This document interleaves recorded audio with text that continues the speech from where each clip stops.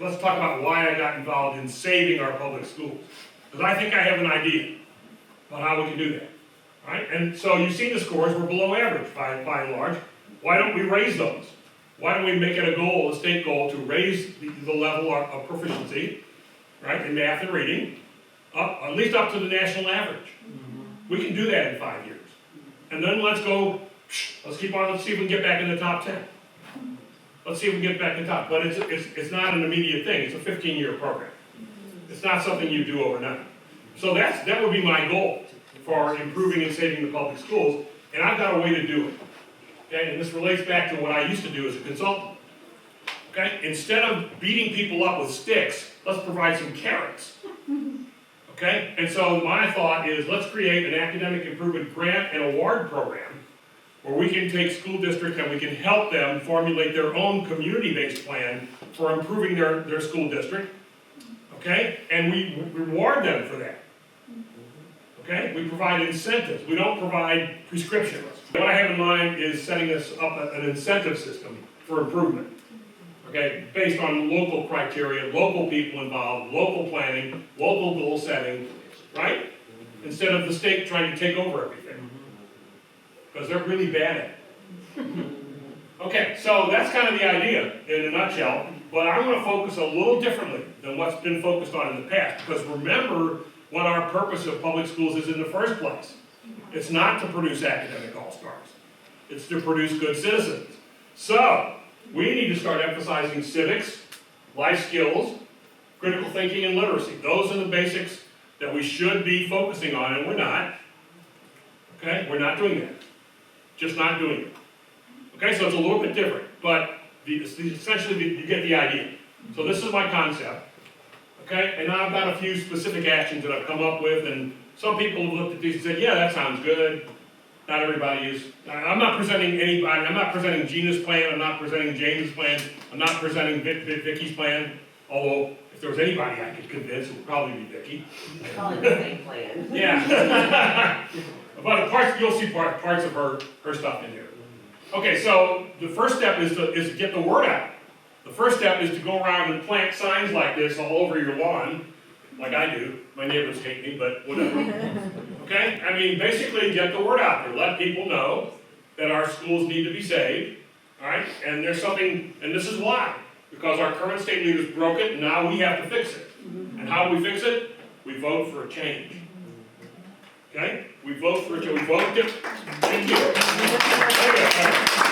Oh, and I have some good news. So my wife is finally going to let me buy some more signs, okay? Because some people donated to my GoFundMe account. So what I'm going to do is I'm going to redesign these and turn these into yard size signs, okay? And then start giving those away. So if I can get those down to like to 18 by 24 or something like that, and I bring a whole bunch of them next time I'm up here, you pass them around? Absolutely. Okay, good. All right, yeah. All right, anyway, so I mean, that's the main thing, getting this word out, and the easiest way to do it is now that you have the data and the information, start talking to your neighbors, you know?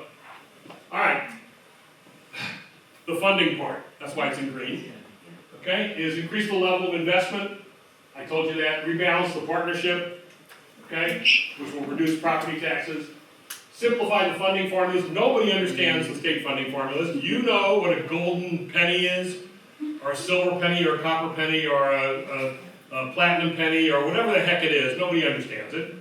And so it's so complex, right? So, you know, I mean, we can work on simplifying it, but my idea would be just ditch it. Ditch it and start over and do something much simpler. It'll be a lot easier for everybody to understand how to fund the school district, okay? Yeah, I can throw this at Vicki. Kill, neuter, or limit the TIFA program. Vicki has promised that she will not pass a budget, if she's elected, will not pass a budget with the voucher program as a line item. She will zero that sucker out. As Lieutenant Governor, she has the power of doing exactly that. Okay? And I believe her when she says that. All right, but if she can't, even if she can't do that, the least thing we can do is get rid of tiers 3 and 4. So the first 2 tiers are for special needs and low income. 3 and 4 are essentially unbounded. So Elon Musk and his 20 kids are eligible, you know, for the voucher program. I don't know that they've applied, but they are eligible. And there's no reason in the world why they should be. So let's delete tiers 3 and 4, and then, so that the program at least won't grow, you know, in areas where we don't want it to. Okay? And fully fund pre-K. Now, the reason, huh? I didn't realize it wasn't funded. Oh, it's not fully funded, it's partially funded. But the main reason for that is, one of the reasons why we're losing kids is at the early grade level, at pre-K and K. And the reason is because our schools aren't doing a great job of it, so they're all going to private. Okay? And that's kind of what's happening with the voucher program too. Those are all kids who are entering the school system and going private instead of public. Right? So if we fully fund pre-K and we do it right, we can bring all those kids back. Over 90% of the schools that are allowed to accept the vouchers are pre-K programs. Right. Oh. Right. What does that Right. tell you? That's exactly right. That's where the kids are going. Yep. And we gotta get them back. And one of the ways we do that is we fully fund pre-K. Now, last night I had one of the teachers in the audience ask me about, well, what about childcare? You know, it's a big deal because it's so expensive. And I said to myself, well, if we're losing some kids and you've got some space available in your schools, why don't you put a daycare center in there, and so all the teachers can bring their kids. So they don't have to pay $1 gazillion for childcare just to come in and teach. Why not? Okay. All right, eliminate the STAR test. Nobody likes the STAR test. It's a horrible test. It's not needed, okay? It is totally duplicative, and it doesn't measure what it's supposed to be measuring. So let's ditch it. Let's throw it out. And we already have, you've seen the 2 tests that I talked about, the Nation's Report Card and the SAT. There's also another test that almost all schools use called the Measurement of Academic Progress, the MAP test, okay? Which is a copy of the STAR test. Not really a copy per se. It predicts, right? It's more aligned to the actual T's. Right, exactly. I mean, downsized he switched to iReady, which is a joke. So Yeah. I would much rather go back to Mac any day. Right. And most of the schools use it anyway. Yeah. And so they're taking the STAR and the MAP. We don't need both, and we sure as heck. The reason we have a STAR test, okay, is because somebody in Texas needed to invent it. And then create an industry around it. Yeah. So if we get rid of the STAR, thank you very much. I was just saying money. That's Yeah. Well, just think of all the money the state can save. Oh, I mean, we throw out the STAR test, and all of a sudden we've got extra several $billion. It's like Greg Abbott's buddies is getting all the money. Exactly. That's how it works. Exactly. So anyway, we'll eliminate the STAR test, doge the TEA. All right, so I believe it's Gina that said she would fire Mike Morath on day 1. Yeah. So that's a good place to start, but I would get rid of most of the rest of TEA and take away their ability to take over school districts. That's just wrong. Okay, taking over school districts like they have, down in Houston, or they've done in Fort Worth, or other. There you go. Okay, I mean, if that's there's no reason why they should be doing that. Okay.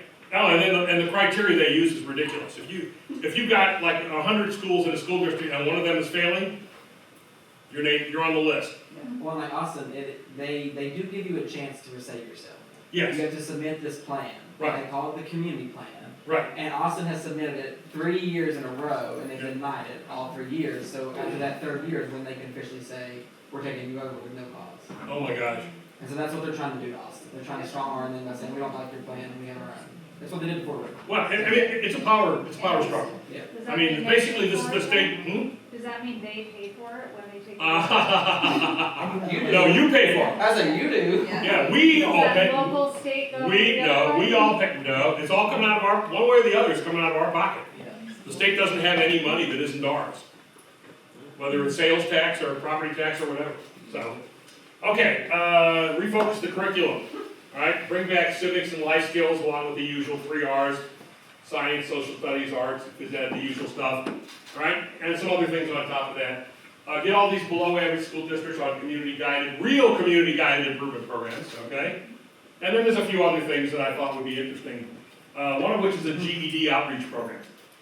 We have a particular problem in this state about young adults who do not have high school degrees. Okay, so let me show you that. First, let me talk about how we improve reading proficiency and math proficiency. So this is the trend in Texas for our 4th grade reading proficiency for the last several years. Based on what? Hmm? STAR test? No. Based on the Nation's Report Card. national norm. National norm. We want to be able not only to look at ourselves, but compare ourselves to all the states around us. And so while we have been declining, guess what's been happening right next to us? Okay? Mississippi and Louisiana have now gotten better than us in reading, more proficient where they were below us. And so now what we have is a situation over in Mississippi where they're now saying, thank God for Texas. Okay? We have dropped to the bottom. And so you have to say, so, well, okay, what's going on over there? What are they doing? We're not doing. It's not rocket science. Okay? Here's what they're doing. Science of reading. Science of reading. What works? Empirical. No? No. They're not doing that? No, that's another conversation. Oh. I do not agree with the science. Okay, all right. Anyway, back to phonics.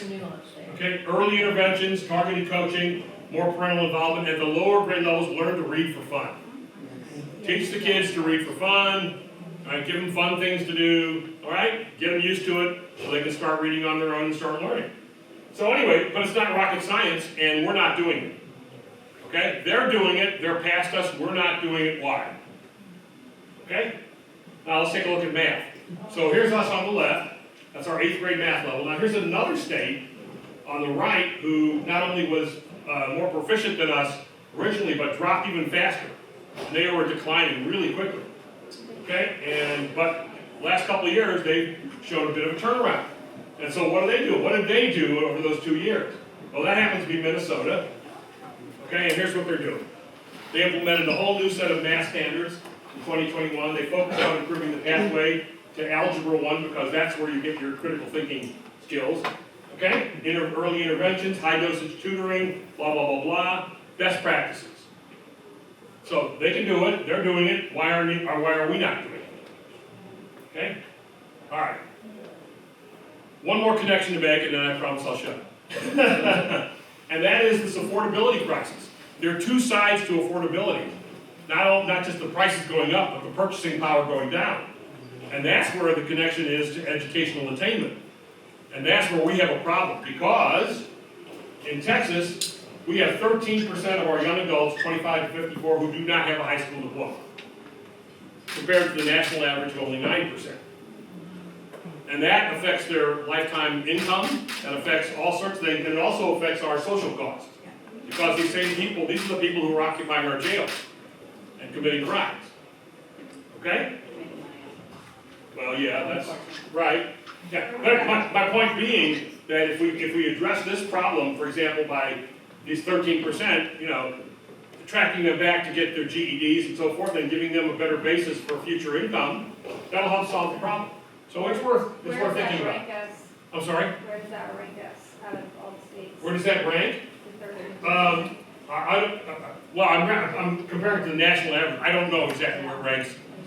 No, probably in the bottom 10, I would guess, if not on the bottom.